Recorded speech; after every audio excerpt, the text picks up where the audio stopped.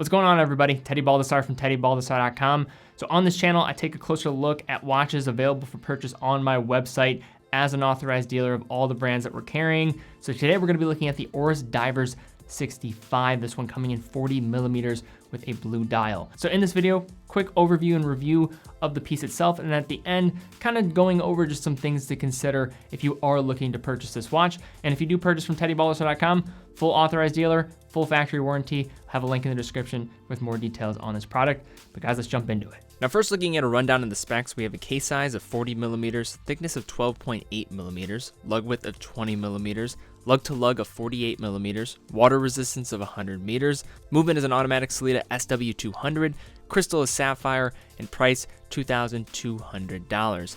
Now Oris is one of those brands that I think is easy to love, especially as an enthusiast. In general, I think they make a great product for reasonable prices, and given their popularity despite being an independently owned brand, not falling underneath any ownership of a group structure, I think that really makes them an even more endearing brand to look at. When analyzing the pillars of their catalog that serve really as the popular sellers, I think there are a few places to look. Places like the Aquis, the Big Crown Pointer Date, the Big Crown Pro Pilot, and of course the model that we're going to be looking at today with the Diver 65. Now this diver, unlike the Aquis, appeals I think more to, say, the classic or vintage aesthetic rather than the more modern appeal, with the version that we have here being a blue dial coming in 40 millimeters, but this watch also comes in a 36 millimeter option as well. Now first, looking at this piece on the wrist, we do have a diameter of 40 millimeters, thickness of 12.8 millimeters, so pretty thin here for a diver, all things considered, and has a lug-to-lug distance of 48 millimeters. Now recently I covered the Oris Big Crown Pointer Date at 40 millimeters, and the dimensions here kind of mirror much of that in the area of just diameter and lug-to-lug.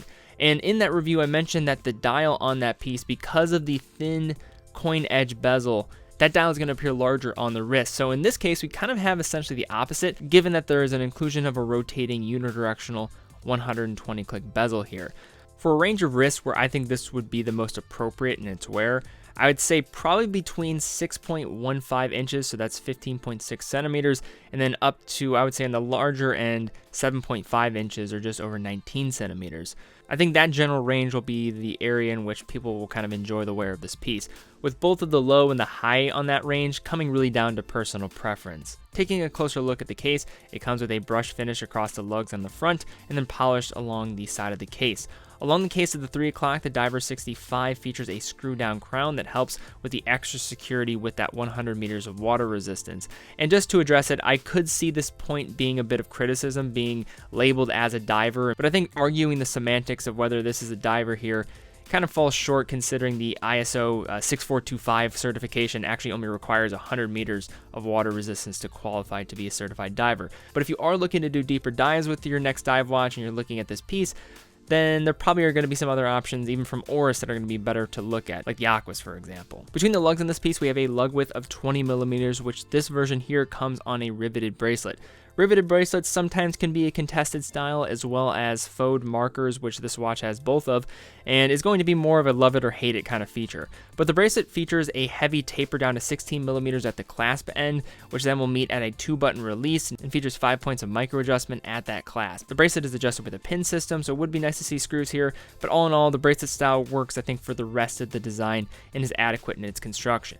Jumping back towards the bezel briefly mentioned prior, this comes in a slightly thinner bezel given just the relative size of the case, that is, but is 120 click again, and it's easy to engage given the textured side, and has just a tad bit of play and features a nice lume pip at the 12. Casting across the dial, we have a box sapphire that resembles much of what you would see from vintage style acrylic crystals, but in this instance you get the modern scratch resistance that comes with a box sapphire.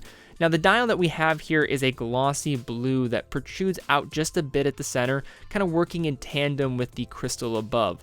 Along the outside of the dial, we have a simple line minute track set along the outside of the applied markers containing faux lume markers as mentioned, and polished steel outlining those markers. At the 6, a date aperture centered at the bottom of the dial that really aids in the symmetry, and at the center a pencil minute and hour hand, and then a long polished steel second hand. The Superluminova on this piece I think shines adequately. It's not a world beater by any means, and I found that the hands I think shine with the most incandescence in the dark compared to the actual markers, but overall it should do the job for you. The dial in its totality knows what it's really kind of going for, just creating a nice vintage approach to the classic diver that Oris does, I think, very well without it having to feel forced. Flipping over the Diver 65, we have a closed screwed in caseback featuring an engraved Oris shield at the center and protecting one of the most popular Swiss calibers on the market with the automatic SW200. Now, Oris has been using Sellita movements for quite some time, and to be honest, nowadays I am seeing these just as much, if not more, than the ETA 2824s. The movement, like the ETA in which it competes with, is going to offer great reliability and serviceability. Despite being hidden from view here, this movement does come with kind of that standard works by Oris, being pretty straightforward with his utilitarian style finish while featuring that custom red rotor that basically is a hallmark of the brand at this point. And then in addition to that, you're also going to get some pretty good performance out of these. I find these usually testing in the single digits. This one actually testing in around 5 seconds a day on average and kind of testing at different positions. This movement's going to operate at 28,800 vibrations per hour, 4 hertz, features hacking, so stopping the second hand when pulling out the crown to the farthest position, also features hand winding, and has a power reserve of 38 hours. Okay, so now what I like to do at the end of all these videos on this channel is just kind of unpack things to consider when looking at this piece. First, looking on some of the points of criticism of this piece and things to consider. 100 meters of water resistance, I could see that being low for certain people, but I think that's very rare. I think 100 meters of water resistance is perfectly enough. Featuring in that screw down crown, I think most people don't take these watches actually diving, and if you do, there's going to be other places you're going to want to look. So just something to consider there.